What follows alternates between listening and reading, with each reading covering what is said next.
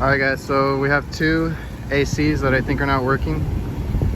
It's like 78 or so inside, they're set to 70. They got a lot of issues, but I'm trying to get it cooling for now. So we're gonna look at that first. And that one's kind of warm. They're both running, I think.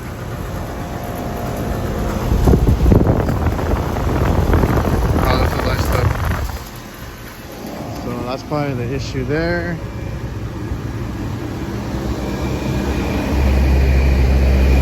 Listen, I'll open up both, but let's see. Shut off. But you can see that thing's iced up. And that one might be tripping too. Just heard it.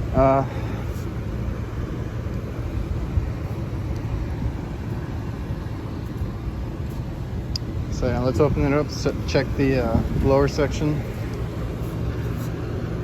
and we'll go from there.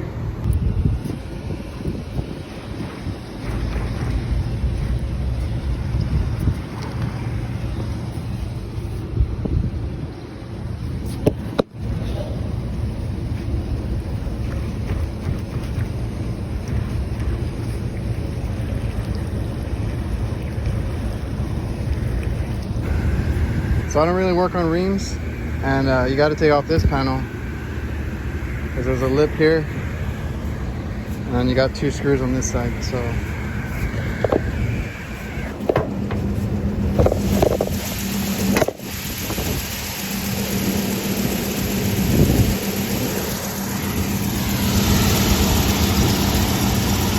that's working, but we're having frost.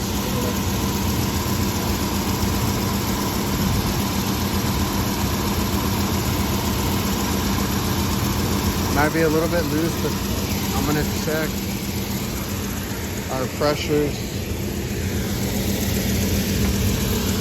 Because normally when it ices up, I'm looking for broken belts or bad motors, but that's working. So,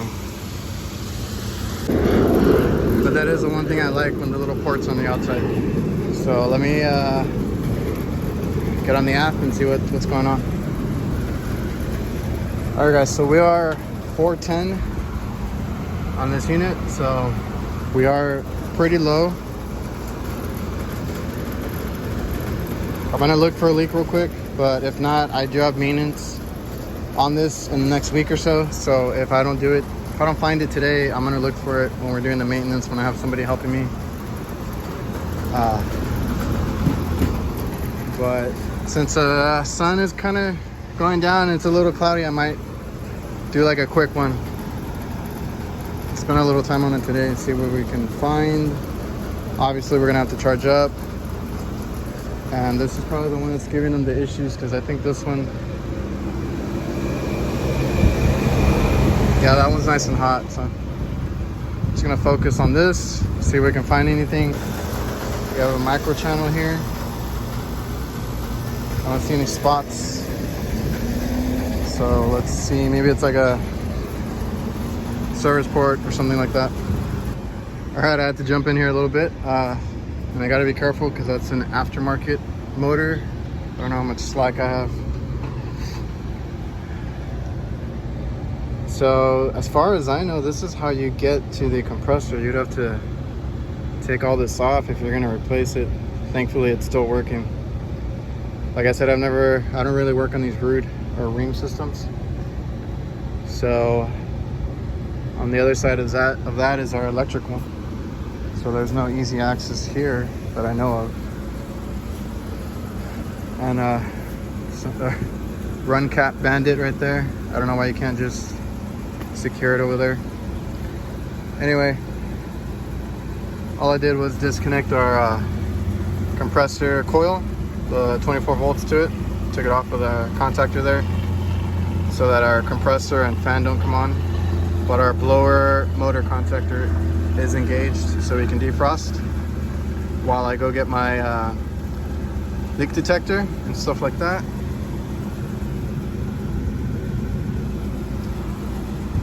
Just inspecting a little bit because obviously it's been worked on before. Somebody put a fuse here. So let's do a quick leak check. There's no oil that I can see, so we should have enough pressure to pick up something. It's not empty, but we'll see. Since it has like a micro channel, it might have issues with the coil.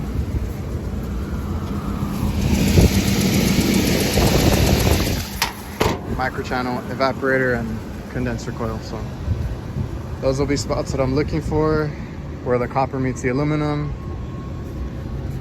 Any where it might have had like vibration, but like I said, no stains. We'll see if it's on the compressor on the inside somewhere, or rubbed out somewhere where it was ran. Usually you get them in the corners too. So let me go get my leak detector and we will be doing a quick sweep. So I'm not getting anything right now. I'm gonna get some bubbles. I forgot to bring them out to check the ports. And no sign of oil or anything crazy. Not picking up anything.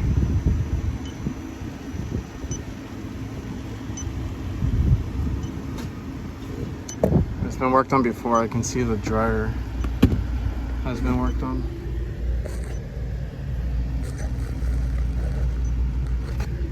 It's been charred up a bit.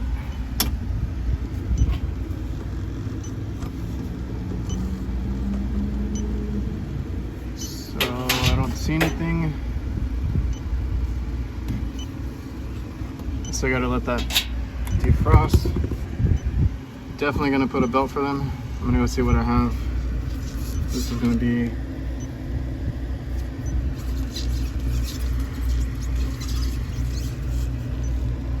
I can't read that. A 42. I'm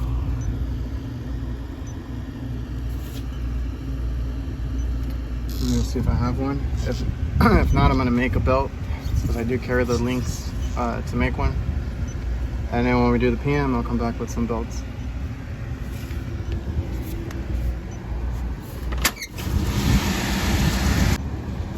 Alright, so I'm taking off this so I can get a better look. This panel on the other side. See what we can. What the hell is that? Oh, filter. I don't see any stains.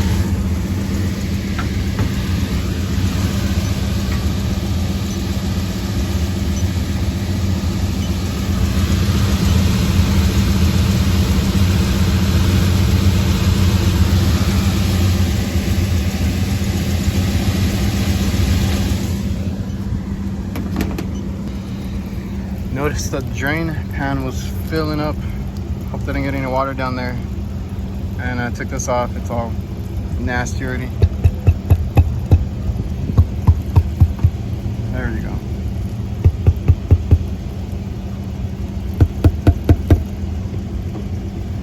All that was in there. Like I said, they're getting maintenance with us. I've never done any work here, so hopefully can take care of all this when we come. Just want to make sure it's draining today.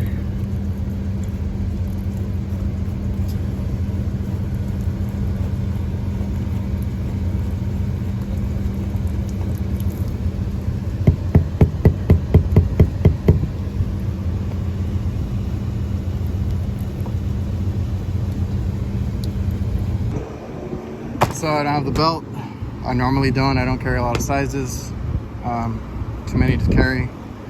So I use these with the links. As you can tell, I've gotten a lot of use out of it. And sometimes I leave them on there for a few days in case I can't go back right away. But this gets me by after hours and over the weekend, which right now it's after hours. So we're just gonna match it up and change the links. So you need just like a needle nose.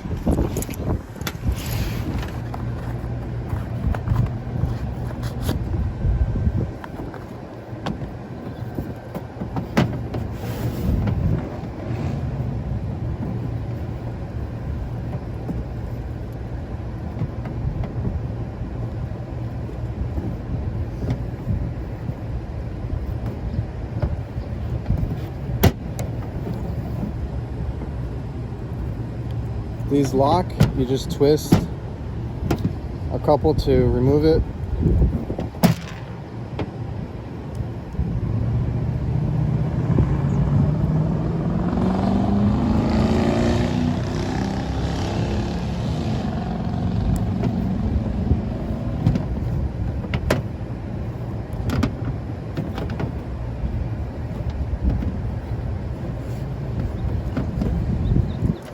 We measure it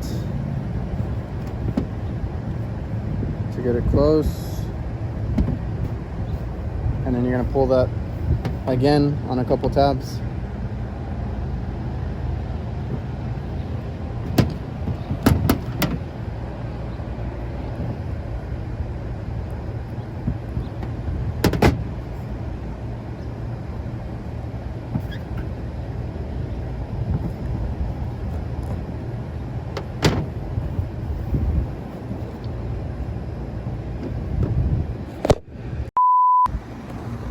So basically, they're just links, so put that in like that, and then put that other one in the same way, and then when you twist it, they lock. They should be facing like this. And you can make any size, make adjustments if you need to, but just match it up. So I put it together. They can be a little hard to do. Just make sure they're locked.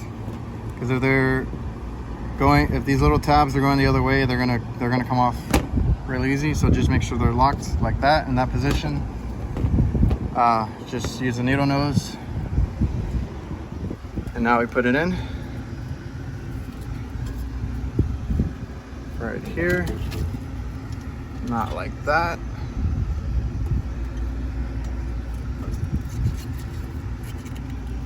Let's see if I can do this one-handed.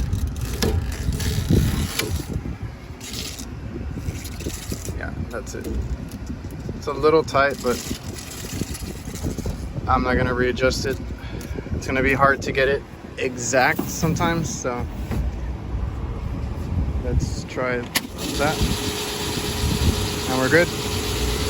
I will go tomorrow and pick up the right belt, and we'll do this location either tomorrow or a few days from now, because I have some out of town. This is not too far for me, but I'm scheduled out of town for the next few days, I think. So if I can't come right away, that will last me a few days.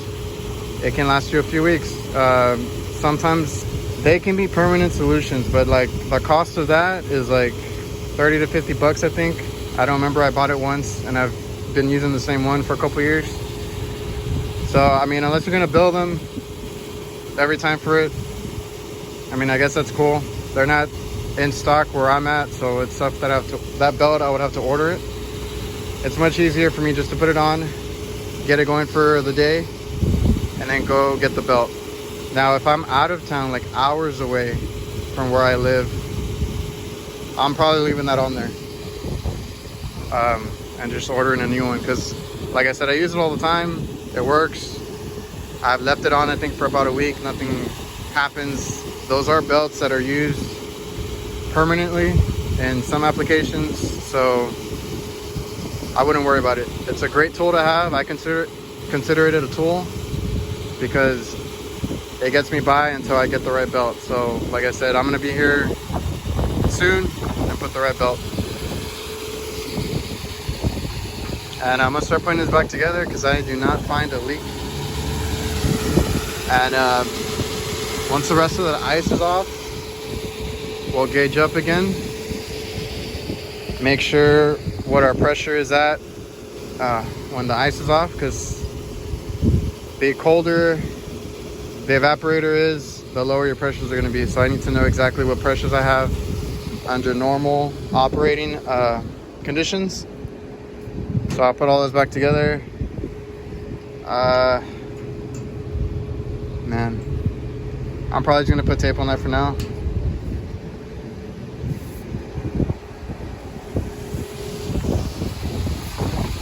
I don't think I'm touching this today. I'll probably secure that when I do the maintenance. And then if we need to, we'll charge up. I brought it up already because I didn't want to make several trips. This building is a lot taller than I'm used to. It's like being on top of a 2-story building basically, even though it's just a plaza mall. So like I said, I don't want to be making multiple trips. It's kind of a tall building. So let's get all this ice off and start putting things together.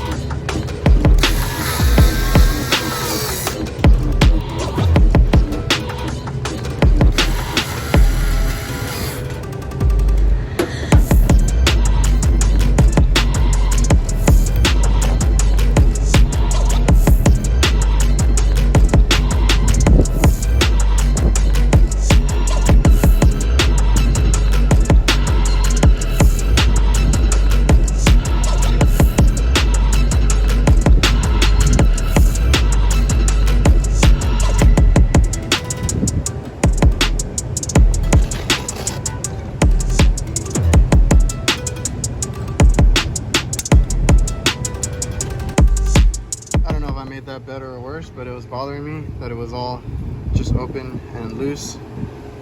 So that's at least secured. Man, the previous tech kind of screwed me because I had noticed that they bent it, I guess, because they couldn't figure out how to get it out or something. So it's a little crooked. So I'm kind of shoving it back to where I can, and I'll have to straighten all that out when I come back for the belt. I'm losing daylight here. I don't want to be here when it's dark. I still got to check the charge though. Should be done in a few minutes. There's just a little strip of ice, and we'll be turning it on right now. And that insulation's kind of messed up too. I'll have to fix that tomorrow. Got all the panels back on. We're checking pressures now. Hooked up the compressor contactor. Took out the last piece of ice that I was waiting on. It did take a while. It was just really thick. So right now I'm going to put all the screws back. It seems to be working now. So I'm probably not going to have to use refrigerant. I brought it up just in case. Now it's nice and warm. If my pressures are good, it was just like a loose belt, even though it didn't look that loose, it was.